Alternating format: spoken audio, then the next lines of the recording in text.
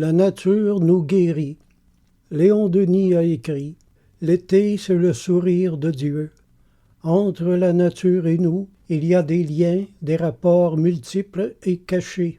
La mer, comme la forêt, comme la montagne, agit sur notre vie mentale. La forêt, c'est encore un perpétuel enseignement. Elle offre ses retraites profondes, propices à la réflexion.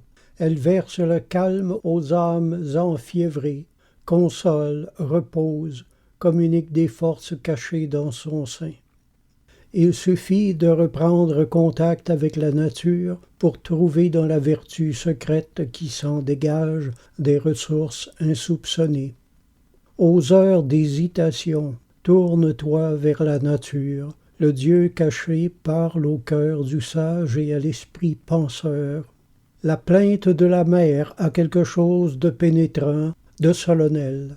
Le sol tremble à chaque coup sourd de la lame. Elle nous rappelle combien l'homme est petit par sa forme matérielle, devant la majesté des eaux et du ciel.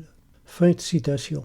Après tout ça, il n'est pas étonnant de retrouver dans la Bible des appels à sortir des grandes villes.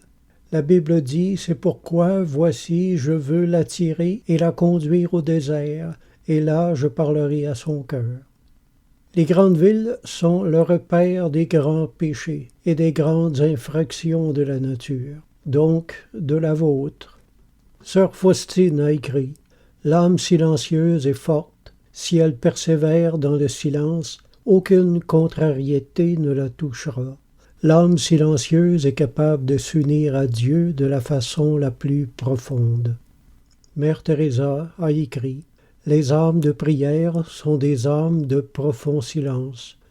Dieu est l'ami du silence. Nous ne pouvons le rencontrer ni dans le bruit ni dans l'agitation. » Thérèse Marguerite Rédy avait un motto. Le voici.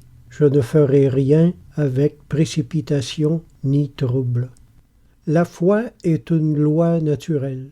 Levez-vous tôt et prenez 15 minutes pour lire les évangiles avant de commencer la journée et votre vie sera pacifiée au-delà de vos attentes. Amen.